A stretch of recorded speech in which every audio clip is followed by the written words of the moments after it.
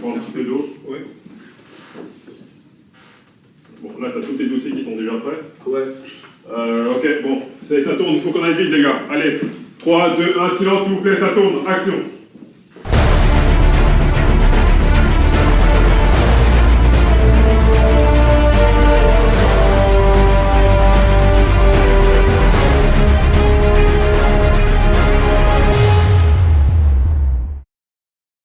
Gbagbo a fait peur. Et c'est pour ça que je ne comprends pas. Très franchement, je me dis, si quelqu'un comme Gbagbo, à cause de ce qu'il a fait, est devant la Cour pénale internationale de La Haye, à mon avis, tous les chefs d'État africains doivent y être. Et beaucoup de chefs européens, chefs d'État européens. Pourquoi pas mettre Sarkozy également, compte tenu de beaucoup de choses qui se sont passées, donc, ou Berlusconi, ou etc. Bon, pourquoi c'est réservé aux Noirs et pas aux Blancs? Bon, il y a un tas de choses qui se posent comme ça. Mais Gbagbo fait peur. Et il n'a pas de raison de faire peur. Il n'y a pas de raison qu'il soit à La Haye. Pour moi, il n'y a pas de raison qu'il soit à La Haye. Il est socialiste, me dit Chirac. Je dis, mais Monsieur le Président, il est socialiste, comme moi je suis archevêque de Canterbury. Laurent Gbagbo a été marqué par de forts contentieux avec tout d'abord Jacques Chirac puis Nicolas Sarkozy.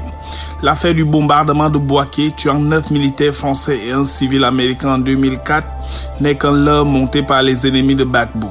Selon François Mattei, auteur de Libre pour la vérité et la justice, les ennuis de Laurent Gbagbo commencent lorsque, déjeunant avec Robert Bourguier et Dominique de Villepin, il refusa de financer une partie de la campagne de Jacques Chirac. Bonsoir. Borderland Investigation vous amène en immersion ce soir dans la mafia de la France-Afrique. Nous diffusons une investigation au sujet du complot franco-onusien Compaoré contre Laurent Gbagbo.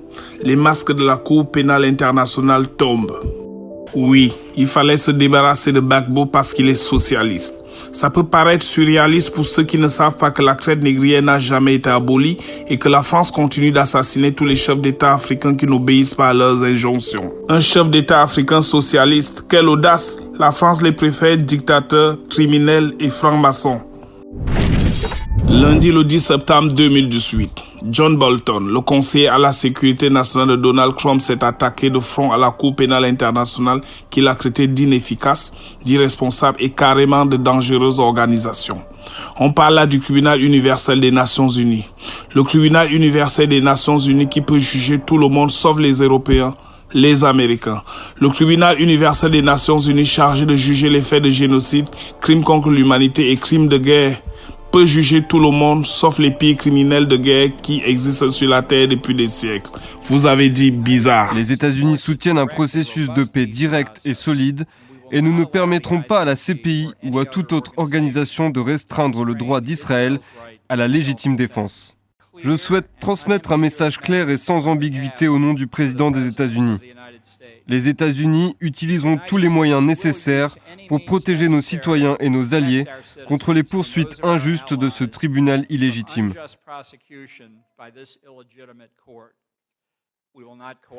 Nous ne coopérerons pas avec la CPI, nous n'apporterons aucune assistance à la CPI et nous ne rejoindrons certainement pas la CPI.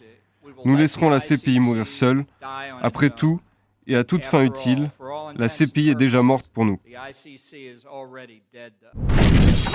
Comment peut-on expliquer à l'opinion internationale que George Bush et son armée de Yankees, qui ont détruit toute une sous-région sur la base d'un mensonge, avec pour leitmotiv de s'accaparer des matières premières de l'Irak, ne soient pas poursuivis par la Cour pénale internationale? D'autre part, comment comprendre que Nicolas Sarkozy et l'OTAN qui ont financé la destruction de la Libye et l'assassinat de Kadhafi, parce qu'il avait eu l'outrecuidance de créer une monnaie et une banque africaine, ne fassent même pas l'objet d'un semblant d'enquête de ce tribunal corrompu et ségrégationniste?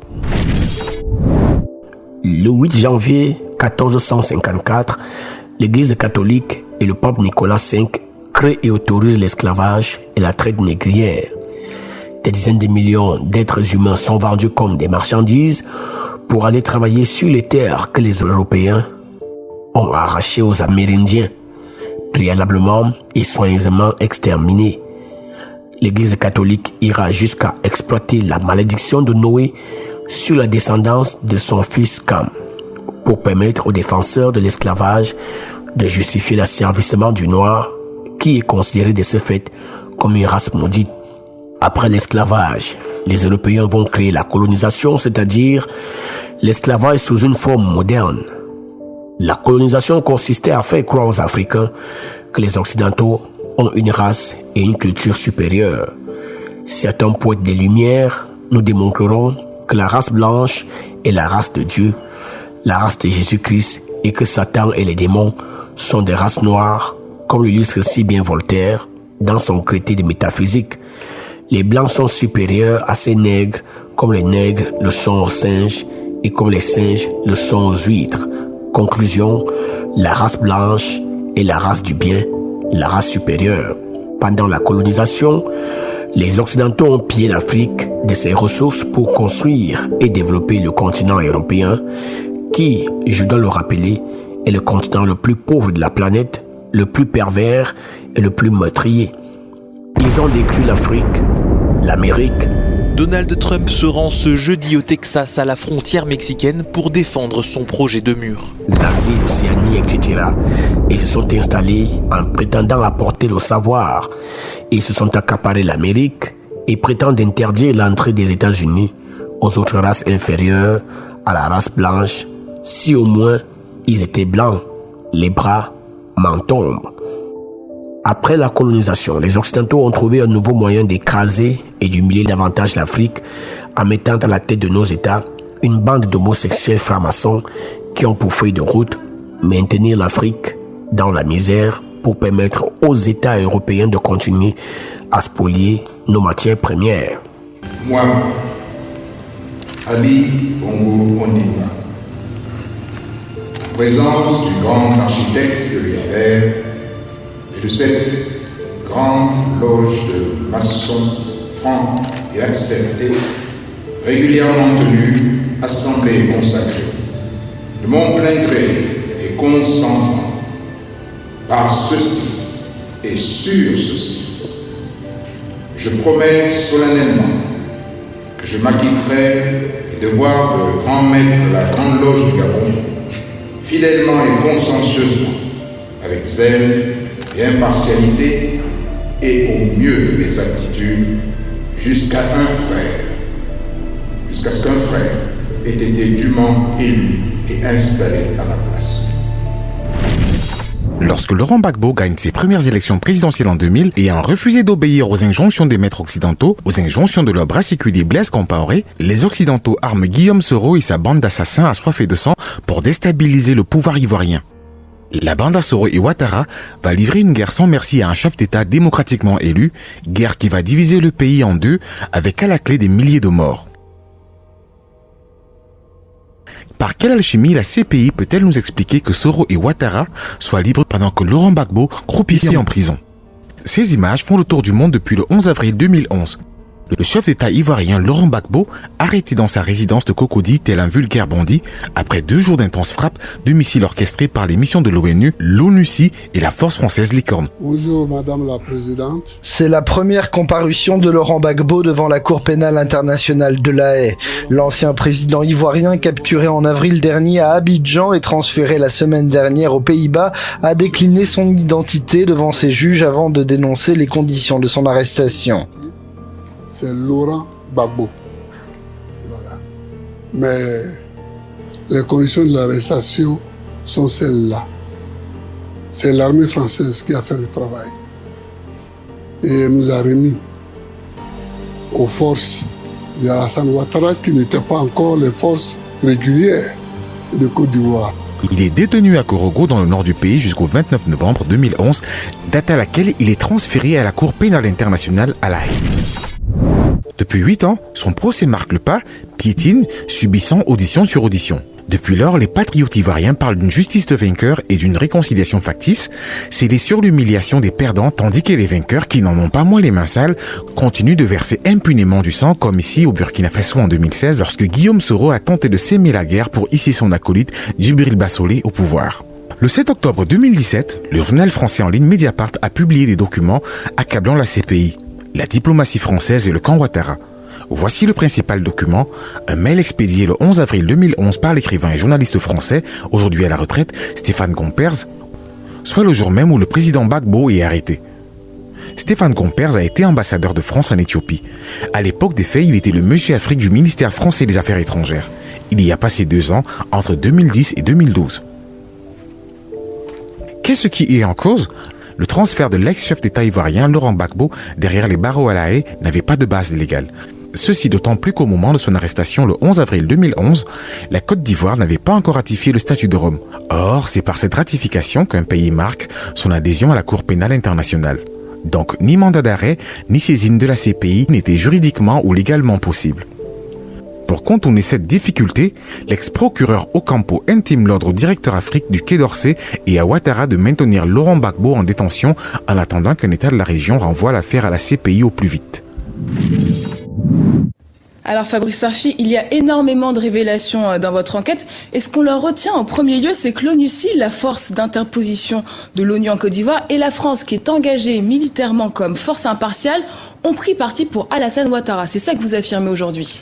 Oui, non seulement ils ont pris parti, ce qui a déjà été documenté par de précédentes enquêtes, mais on voit que la Cour pénale internationale, la justice internationale, qui se doit d'être impartiale et indépendante, a été en quelque sorte l'instrument juridique, le bras armé judiciaire consentant d'une opération qui a des airs de France-Afrique, d'éloignement de celui pour lequel, notamment une puissance comme la France, n'avait pas pris parti, quitte à monter hors de toute procédure légale, hors de toute compétence, hors de toute saisine, la désignation d'un homme pour l'envoyer devant la CPI qui juge, je le rappelle, les génocides, les crimes contre l'humanité et les crimes de guerre. Et pourquoi ce parti pris pour Alassane Ouattara contre Laurent Gbagbo ?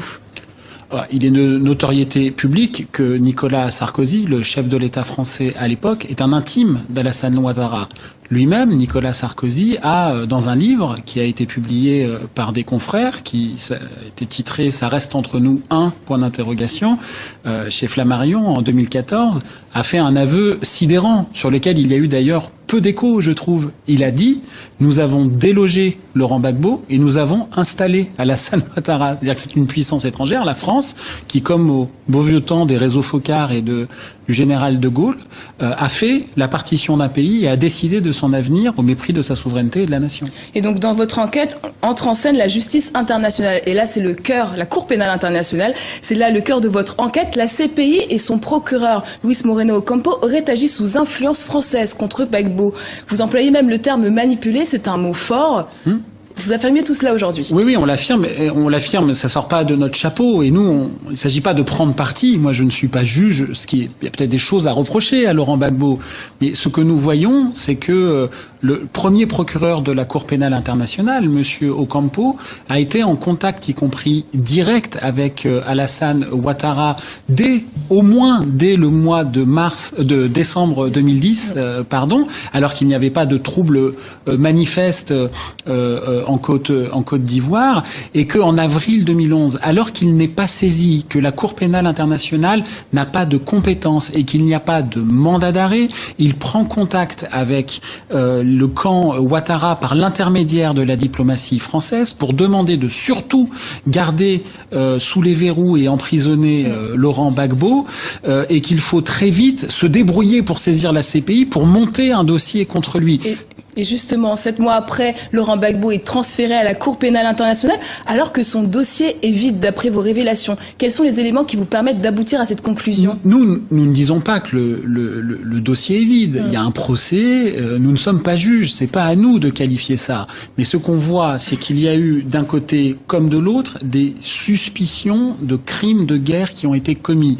La Croix-Rouge internationale a notamment révélé que du côté du camp d'Alassane Ouattara, il y avait eu des massacres de populations civiles qui méritaient des enquêtes. La CPI n'a même pas émis de mandat d'arrêt dans ce dossier. Et il y a le dossier Gbagbo, à l'aune duquel on découvre que la CPI et la justice internationale, qui est une idée magnifique, mais qui est une idée nécrosée, comme nous le documentons avec notre série d'enquêtes, c'est pas le seul article, nous avons une série d'enquêtes qui s'appelle Les secrets de la Cour, en fait, n'est pas une institution ou trop peu impartiale et indépendante, mais est utilisée par certaines puissances dominantes comme un outil de régulation géopolitique, ainsi qu'une journaliste de Mediapart l'a écrit dans un livre, le joker des puissants. C'est la carte qu'on abat pour pouvoir réguler géopolitiquement certaines parties du monde. Et ça, pour qui a à cœur des idées de démocratie et de justice internationale, d'impartialité, il ne s'agit pas de choisir son camp, c'est proprement insupportable. Et en parallèle, vous mettez en avant, en lumière,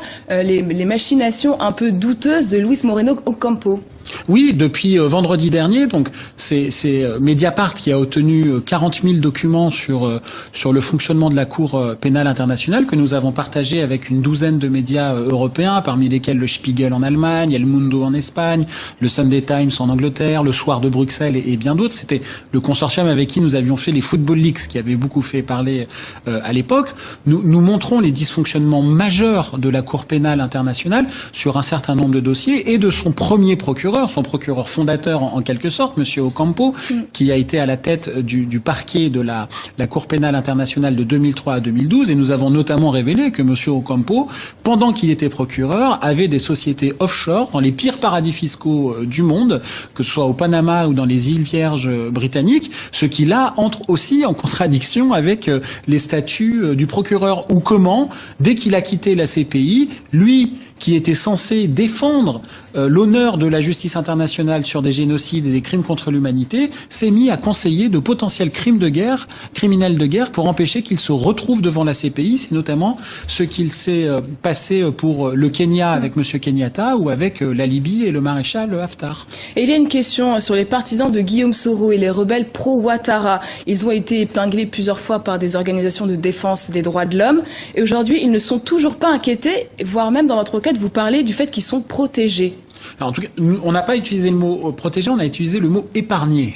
De fait, les mots ont un sens, ils sont judiciairement épargnés. Et on voit bien qu'il y a eu une intrication, une complicité entre la CPI et Alassane Ouattara, quand même ce procureur Ocampo qui discute avec l'une des deux parties prenantes, qui demande à ce que l'une des deux parties prenantes d'un conflit, d'une guerre qui est née d'un conflit électoral, maintienne en détention le chef de l'État, qui est quand même le chef d'un État souverain, alors qu'il n'est pas saisi. Ça pose de très lourdes questions. Et dans le même temps, le camp Ouattara, qui est, d'après, je redis, la Croix-Rouge internationale qui serait susceptible d'avoir commis des crimes de guerre, lui, n'est pas poursuivi. Donc, vu objectivement, factuellement, la situation paraît être totalement déséquilibrée avec encore une fois une CPI qui est utilisée comme un outil de régulation géopolitique. Et une dernière question rapidement, en plein procès de Laurent Gbagbo, est-ce que vous pensez qu'aujourd'hui l'actuel procureur Fatou Bensouda aura plus d'éléments contre Gbagbo que son prédécesseur ?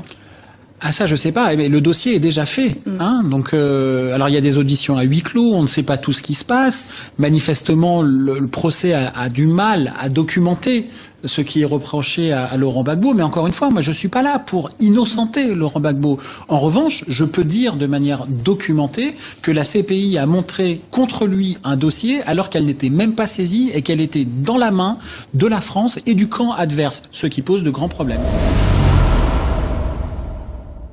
Chanel Group International est une agence de communication digitale à capteur français qui recherche des investisseurs et des producteurs pour la construction d'une usine de bâtons de manioc dénommée Benyodine Deng au Cameroun. Vous êtes une banque, une société publique ou privée, un homme ou une femme d'affaires. Vous êtes un GIC ou une association. Vous désirez investir dans la production, l'exportation et la distribution du bâton de manioc qui sera vendu dans les milliers de restaurants africains, de magasins, de petites boutiques en Europe, y compris en Grande-Bretagne et en Russie. Benyodine Deng, c'est un cybermarché français basé à Paris avec des succursales dans toutes les grandes capitales européennes. Il s'agit de la distribution spécialisée des produits agroalimentaires en général et des bâtons de manioc en particulier élaborés auprès de ressortissants de l'Afrique centrale, Cameroun, Congo, Gabon, Centrafrique. Contactez nos équipes au 33 1 70 15 90 91 ou alors au 33 6 52 81 19 60 ou encore sur notre page Facebook.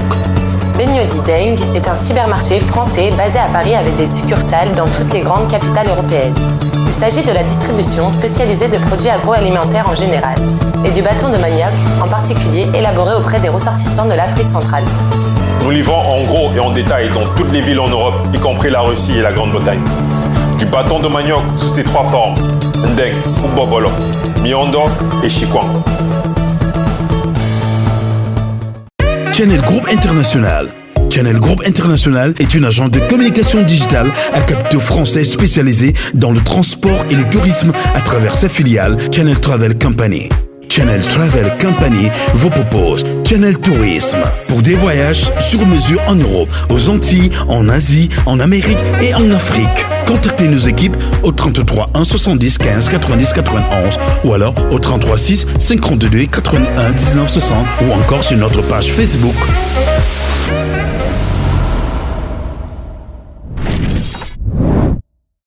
Vous êtes l'auteur très récent de l'ouvrage Libre pour la vérité et la justice aux éditions Max Milo, un livre coécrit avec Laurent Gbagbo, l'ancien président ivoirien. De quoi est-il accusé ? Il est accusé de crimes contre l'humanité, ce qui n'est pas rien. Et alors il y a 4 épisodes de la crise post-électorale qui sont relevés. Il y a la marche des partisans de Ouattara vers la radio-télévision ivoirienne, où il y aurait eu des morts à cause des services de sécurité. Il y a le bombardement d'une colonne de femmes qui manifestaient pour Ouattara. Ce sont des faits comme ça isolés, mais où il y aurait eu des morts causés par l'acharnement de Gbagbo à se maintenir au pouvoir, bien qu'il ait perdu l'élection. Et en vérité, la seule question qui se pose, encore une fois, c'est a-t-il perdu l'élection ?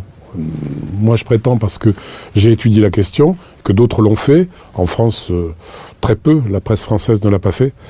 Gbagbo a gagné l'élection, au point que l'ONU, c'est-à-dire l'ONUCI, l'ONU en Côte d'Ivoire, a fait détruire tout le matériel électoral, les bulletins de vote, les urnes, enfin tout ce qui s'ensuit, tous les bordereaux, au moment où Gbagbo réclamait le recomptage des voix. Ce que je vous dis est contrôlable. L'ONU a fait détruire tout le matériel électoral. Ça ressemble à la volonté d'effacer les traces d'une faute ou d'un crime. Donc on revient sur les faits. En novembre 2010 a lieu l'élection présidentielle en Côte d'Ivoire. Laurent Gbagbo est président depuis une dizaine d'années. Ce scrutin donc n'est pas accepté par tous. Alassane Ouattara revendique avoir gagné avec 54,10% des voix, alors que Gbagbo aurait gagné avec 51,45%. Une victoire pourtant reconnue, je crois, selon donc le livre, par le Conseil constitutionnel. Oui, tout à fait. Donc qu'est-ce qui se passe à ce moment précis ? Alors normalement, c'est la même chose. Dès qu'on aborde l'histoire ou le dossier, j'aime pas le mot parce que derrière il y a des vies, il y a des morts ivoiriens, on est dans l'exception. Combien de morts en réalité ? Probablement plus de 16 000. Officiellement, on va vous parler de 3 000. Et dans le dossier de la CPI, je rappelle quand même au passage qu'il est retenu à peu près 168 morts à la charge des forces de sécurité de Gbagbo, mais qui faisaient si on l'écoute, du maintien de l'ordre. Il était président de la République et il y avait des troubles, il y avait une guerre civile. Bon. Donc c'est très difficile à compter. Et puis vous savez, quand il s'agit de l'Afrique, ici en Occident, on compte pas trop les morts. On s'en fiche un peu. La vérité, c'est ça. Je parle pas pour moi, je parle pour l'ensemble de l'opinion. Simplement, donc ce qui s'est passé, c'est que il y a eu de multiples fraudes, on le sait, dans le Nord. Le Nord était contrôlé par les rebelles qui étaient à la solde de Ouattara. Je dis à la solde parce que Ouattara a financé la rébellion, de l'aveu même des rebelles. Il y a des preuves de cela. La France a aidé les rebelles à entrer en Côte d'Ivoire et le pays était occupé à 60%. Donc les élections se sont passées dans ce contexte-là, ce qui est très compliqué. Il y a eu donc des bureaux de vote où la totalité du scrutin allait à 100% à M. Ouattara, ce qui veut dire que même l'assesseur de Gbagbo qui était sur place, celui qui était chargé de contrôler la validité des votes, aurait voté Ouattara. Enfin bon, il y a eu de multiples fraudes. À l'arrivée, surtout, ce qu'il faut retenir, c'est que au second tour, donc quand M. Ouattara et M. Gbagbo restent face à face pour gagner l'élection, au second tour... Selon Laurent Gbagbo, Ouattara serait troisième, d'ailleurs. Oui. Après le premier tour, il est troisième. Mais c'est pas selon Gbagbo, selon M. Bédier, qui était l'allié de Ouattara. Bon, selon M. Bédier, allié d'Ouattara, M. Ouattara était 3e. M. Bédier, c'est le patron du plus grand parti, du plus vieux parti en Côte d'Ivoire, le PDCI, créé par Houphouët-Boigny, c'est le parti le plus ancien en Côte d'Ivoire. Il représente beaucoup de voix. Et lui-même a dit, publiquement, que Ouattara était 3e. Bon, donc, surtout, ce qui s'est passé, bon, c'est que y a eu des pressions de la France, notamment pour que M. Bédier se désiste en faveur d'Ouattara, ce qui s'est fait. Et au second tour, quand le scrutin était terminé, tout le monde était d'accord, y compris les partisans d'Ouattara, y compris l'ONU. Il y a des déclarations claires pour dire qu'il y avait eu moins de participants qu'au premier tour. Et on calculait qu'il y avait environ 70-71% de participants, de votants. Et il s'avère que quelques heures après, quand les résultats ont été proclamés d'une façon assez extraordinaire, au siège du parti de M. Ouattara, du candidat, bon, par un monsieur qui s'appelait M. Bakayoko, qui était patron de la commission électorale, encadré par l'ambassadeur des États-Unis et l'ambassadeur de France, c'est particulier, avec une seule chaîne de télévision pour retransmettre l'événement, c'était France 24, qui est une chaîne d'État française. Tout d'un coup, on s'est retrouvé avec 83% de participants. Donc il y a environ 12% qui se sont ajoutés à un moment donné. Et disons que, pour parler clair et cru, la magouille est là. C'est-à-dire qu'on a bricolé le scrutin. Et je vous dis, peu de gens vous en parleront, parce que le matériel électoral a été détruit. Donc on n'a pas pu faire de recomptage. Ce qui s'est fait, par exemple, en Haïti, à la même période, sous l'égide de la Fédération des États américains, il y a eu un litige électoral, et celui qui était arrivé numéro 3, après un recomptage, est devenu président d'Haïti. Donc ce qui prouve qu'un recomptage vaut mieux qu'une guerre. Nous, on a préféré envoyer l'armée française pour régler le problème. Donc il est clair que c'est un coup monté pour se débarrasser de lui, et c'est tout. Donc la Cour pénale internationale est une justice uniquement pour les vainqueurs en Afrique ou dans les Balkans? Surtout en Afrique. Non, les Balkans non, puisque la CPI n'existait pas au moment des affaires de la Yougoslavie, si vous faites allusion à cela. Ils ont dépendu du TPI. Bon. Mais la CPI, quand j'ai rencontré les Serbes, moi, quand j'allais en prison, c'était les seuls blancs d'ailleurs. Parce qu'aujourd'hui, il n'y a plus que des Noirs qui commettent des crimes contre l'humanité. Il n'y a que des Noirs, c'est connu. C'est une douche froide. La preuve irréfutable d'une collusion entre le procureur et la Cour pénale internationale, Luis Mourinho Ocampo. La diplomatie française et Alassane Ouattara au lendemain de la crise post-électorale en Côte d'Ivoire. Elle relève que Laurent Gbagbo est la victime d'un montage politico-judiciaire ourdi par cette triade aux airs de justice des vainqueurs et une France-Afrique triomphante. Si elle n'est pas la première révélation, elle pèse d'un poids considérable comparée à la sortie de Nicolas Sarkozy dans son livre « Ça reste entre nous » paru en 2014. Nous avons délogé Laurent Gbagbo et nous avons installé Alassane Ouattara. Il faut préciser que c'est Nicolas Sarkozy qui a célébré le mariage entre Ouattara et Dominique Nouvian en octobre 1990 alors qu'il était maire de Neuilly. Depuis les révélations de Mediapart, des articles parus dans certains médias visent l'ancien procureur de la CPI en se fondant sur les 40 000 documents y compris les courriels privés et s'intéressent à des transactions financières privées de M. Ocampo.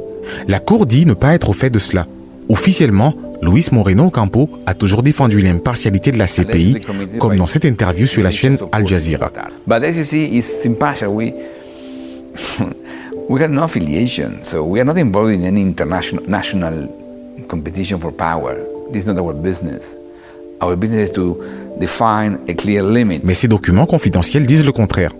Le 1er décembre 2011, quelques jours après avoir accompli sa manœuvre de connivence avec la France et le camp Ouattara, il est remplacé par Fatou Bensouda, l'ancienne ministre de la Justice de Gambie. Une négresse de service qui démontre parfaitement depuis 8 ans sa capacité à faire allégeance à ses maîtres. Elle n'a pas dénoncé le montage et s'y investit comme son prédécesseur non africain à maintenir Laurent Gbagbo en prison, pourtant atteint, semble-t-il, d'arthrose, de tension artérielle et de rhumatisme. Pour son acharnement à fabriquer des bases pseudo-légales pour juger le président Laurent Gbagbo, la CPI a confirmé ce qu'on pense d'elle, un instrument politique et raciste au service des puissances occidentales qui s'en servent pour dominer le continent africain et s'y abreuver abusivement en toute liberté, en toute impunité. Channel Group International est une agence de communication digitale à capteur français spécialisée dans la création des sociétés, ONG et associations en France et à l'étranger à travers Channel Service. Vous souhaitez créer une société, une association ou une ONG en France ou à l'étranger? Vous souhaitez qu'un expert comptable réalise votre business plan en 24 heures et qu'il vous accompagne dans la comptabilité, dans la gestion et dans le juridique? Contactez nos équipes au 33 1 70 15 90 91 ou alors au 33 6 52 81 19 60 ou encore sur notre page Facebook. Channel Group International est une agence de communication digitale à capteur français spécialisée dans les services de marketing web à travers sa filiale Channel Media and Digital Advertising.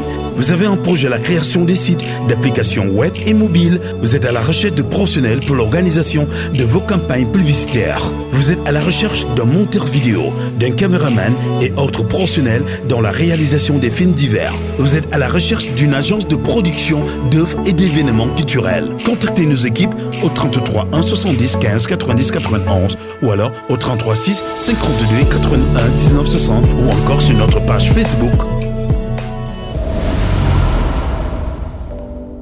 Mais le problème, c'est que la CPI n'a pas su faire son travail. Les zélateurs de la CPI ont toujours dit « la CPI créera un monde meilleur ». On voit bien que la CPI ne crée pas un monde meilleur, elle n'a jamais arrêté un conflit, elle aurait pu se légitimer en faisant un vrai travail, et un vrai travail d'investigation, et un vrai travail de vérité des faits. Et là, si elle avait fait vraiment ce travail-là, elle aurait pu jouer un rôle dans la réconciliation post-conflit.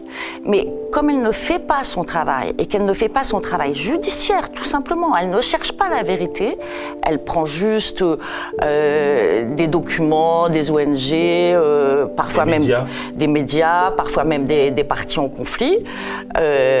Donc ça ne peut pas aller. Elle ne fait aucune... vous avez aucun expert sérieux qui travaille pour la CPI. Donc vous ne pouvez pas avoir de vérité. Si vous n'avez pas de vérité, vous n'avez pas de justice.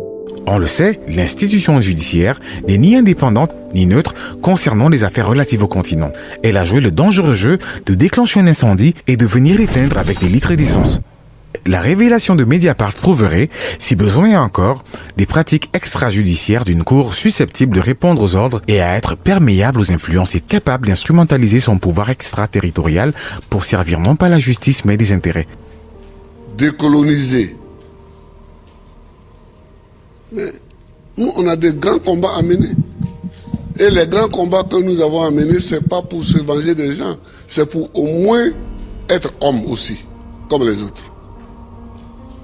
C'est ça qu'on appelle la dignité.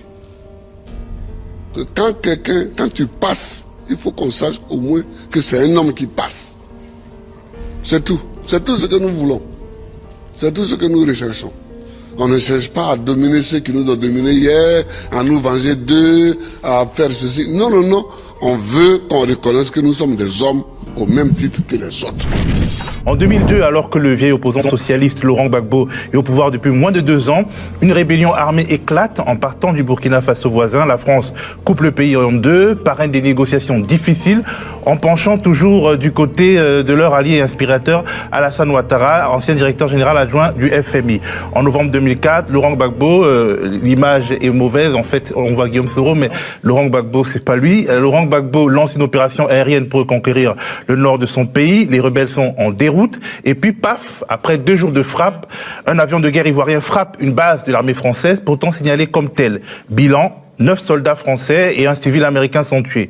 Le président d'époque, Jacques Chirac, tient Gbagbo pour responsable de cette tuerie. En représailles, l'armée française détruit l'ensemble de la petite flotte aérienne de l'armée ivoirienne. On est à 2 doigts de la guerre entre les 2 pays.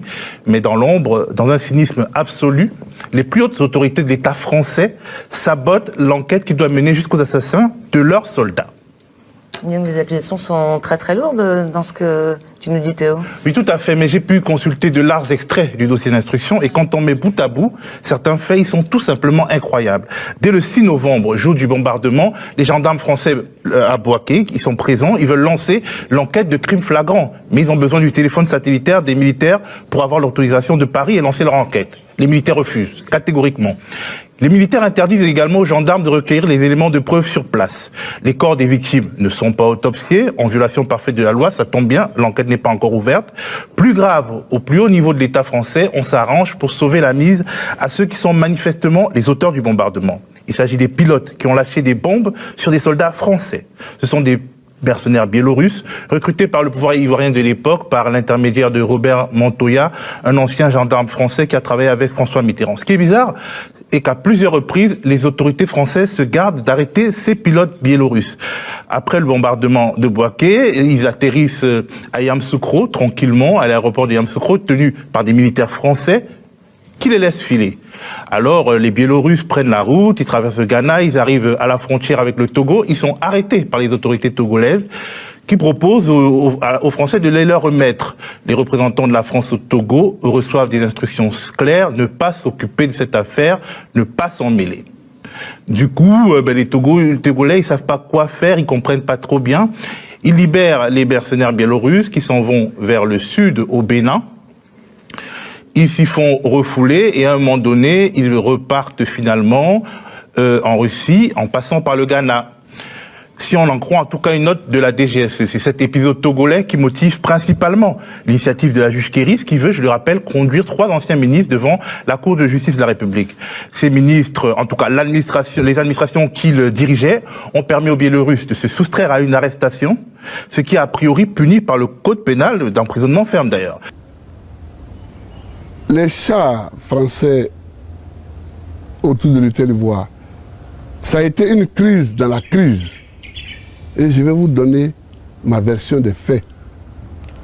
Après donc Bouaké, où il y a eu des morts français, et donc la destruction de nos aéronefs militaires, beaucoup d'Ivoiriens sont descendus dans la rue pour protester contre la France. C'était samedi. Nous avons géré ça jusqu'à dimanche. Et dimanche, quand j'ai vu qu'on pouvait y aller, et le ministre Barnier là a montré de bons signes d'encouragement du côté français, quand j'ai vu le texte qu'il avait produit, nous avons produit un autre texte pour lui répondre, texte que j'ai repris en grande partie dans le discours d'apaisement que j'ai fait dimanche soir. Donc je suis donc passé à la télévision où j'ai fait un discours d'apaisement. Ce discours de dimanche marquait la fin de la première phase de la crise, ce qu'on peut appeler la crise des Sukhoi. Ce discours-là marquait la fin de la crise des Sukhoi. Ce même dimanche, au moment où les gens quittaient donc la rue parce que le calme était revenu,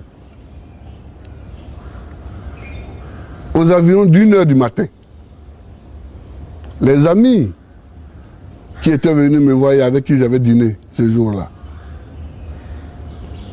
ils n'ont pas pu sortir de chez moi. J'étais en train de sortir, ils ont trouvé 35 chars de combat devant ma porte. 35 chars français. 35. C'est là le début de la deuxième crise qui va culminer le lendemain à l'Hôtel Ivoire. Alors évidemment, les Ivoiriens se sont appelés au téléphone partout. On dit que les soldats français sont venus enlever Gbagbo, tirer sur Gbagbo. Et la rue s'est remplie de nouveau. C'était la crise des chars. Avons-nous dormi ce jour-là? Je ne sais pas. Mais le lendemain, il y avait 120 chars. Ils sont partis d'ici. Mais le lendemain, il y avait 120 chars autour de l'Hôtel Ivoire. Je vous signale que l'Hôtel Ivoire est à peu près 500 mètres ou 400 mètres de mon domicile. Donc pour les Ivoiriens, ces chars ont tenté de m'enlever dimanche nuit et n'ayant pas pu, à cause de l'afflux des manifestants, ces chars se sont retrouvés autour de l'hôtel Ivoire. Donc les Ivoiriens sont descendus de nouveau dans la rue. À travers l'outil juridique de la CPI, les puissances occidentales, au premier rang desquelles la France, continuent d'éliminer ce qui dérange parce qu'ils aspirent à une authentique libération de l'Afrique plus de 50 ans après les indépendances. Opposant historique, Laurent Gbagbo a promis le multipartisme face au parti unique. Président, il a pris une direction compromettant les affaires et intérêts du clan de la France-Afrique, allant jusqu'à programmer de battre monnaie. Donc Laurent Gbagbo voulait remettre en cause le franc CFA. Bien entendu. Et donc il n'y est pas arrivé, pourquoi en fait? Il n'y est pas arrivé parce qu'on en a empêché. Comment comprendre qu'un litige électoral national, comme on en enregistre partout, qui plus est à la suite d'une campagne que tous avaient jugée exemplaire, ait pu conduire sans que ne soient recomptés les bulletins de vote à une intervention armée sans précédent de la France, ordonnée par le président Sarkozy, qui a outrepassé les résolutions de l'ONU, allant jusqu'à bombarder la résidence présidentielle. C'est par la force de l'armée française, appuyée par l'ONUCI, parfois mise devant le fait accompli, qu'un président, Alassane Ouattara, a été imposé en Côte d'Ivoire, au mépris de la souveraineté des institutions ivoiriennes. En 2015, l'Afrique du Sud a créé la polémique en refusant d'exécuter le mandat d'arrêt international contre le président soudanais Omar el-Béchir, qui séjournait dans le pays à l'occasion d'un sommet de l'Union africaine. Au sommet de l'UE en 2017 à Addis Abeba, la nation arc-en-ciel a annoncé sa sortie de la CPI sur les traces du Burundi. Vivement que ces deux initiatives fassent tache d'huile sur le continent, que l'on se libère et dédramatise la sortie de la CPI. Martin Olo, avocat kényan, militant des droits de l'homme, estime pour sa part que le retrait d'un pays de la CPI n'octroie pas un permis de tuer.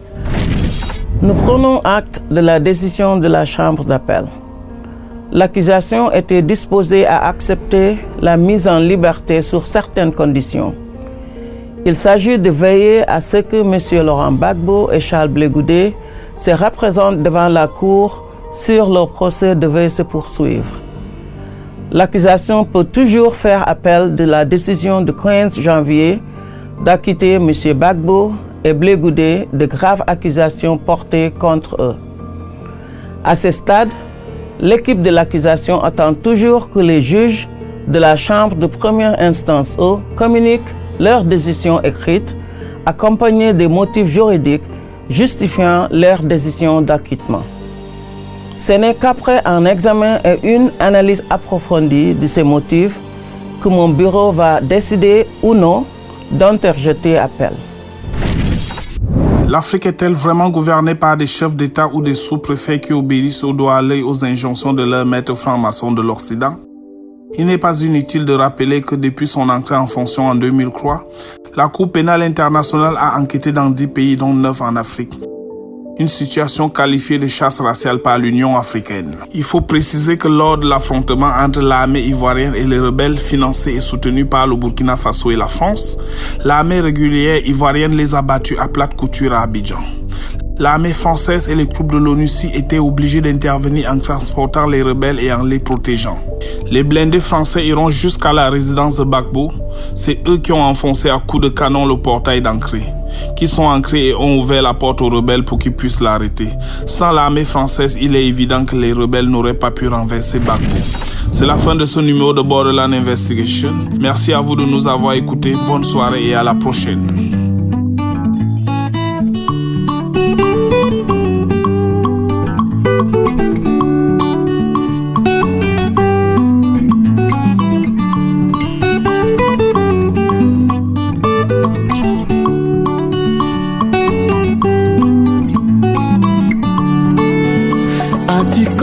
Longo yamba nyongo makamone na mapula pia bato batese yekombwa su monja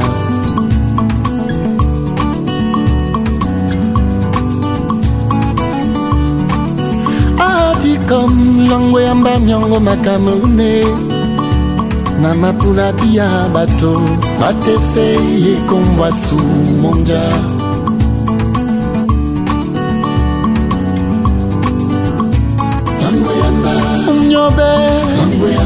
Félix Moumier Bogbati Nana Bié Wenge Son Bisemba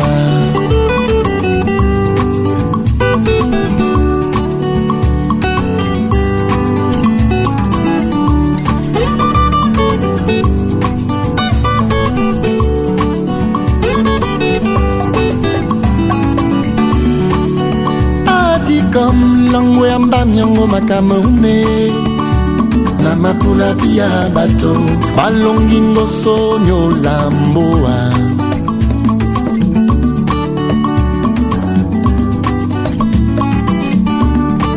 adi comme langwe amba miongo makamone na mapula bia bato balongi ngoso nyolamboa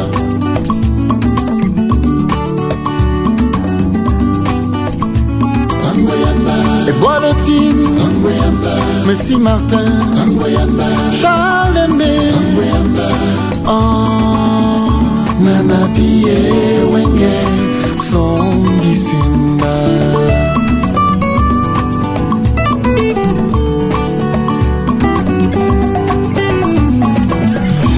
Tangate omate seno,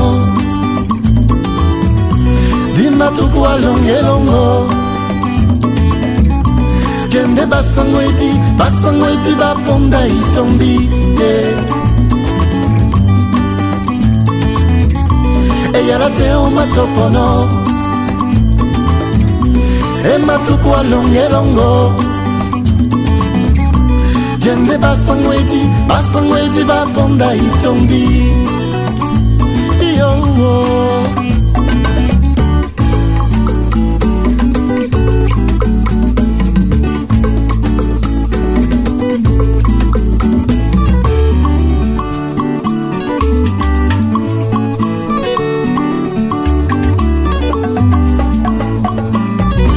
Chaque pas que l'homme fait change le cours de son histoire. Nous sommes tous les héritiers du passé. Chaque mot que l'homme dit change le cours de son histoire. Yeah, yeah. Nous sommes tous les héritiers du passé. Yeah, yeah. Du passé. Nous sommes tous les héritiers du passé. Yeah, yeah.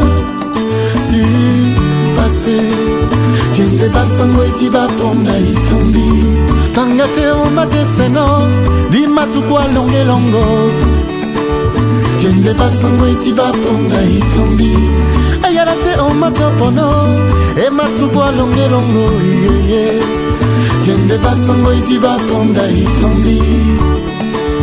Jende basango eti.